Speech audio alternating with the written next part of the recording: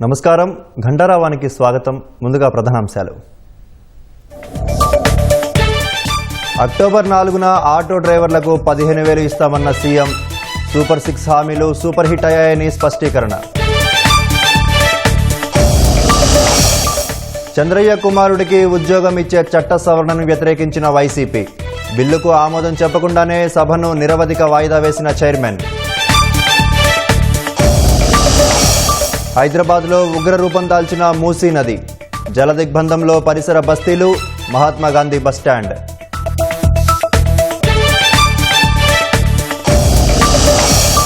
వాయుగుండం ప్రభావంతో ఉమ్మడి కర్నూలు జిల్లాలో భారీ వర్షాలు. వాగుల ఉధృతి, నీట మునిగిన పొలాలు, లోతట్టు ప్రాంతాలు. BSNL స్వదేశీ 4G నెట్వర్క్ను ప్రారంభించిన ప్రధాని. గ్రామీణ ప్రాంతాలకు మెరుగ్గా అందుతాయన్న మోదీ.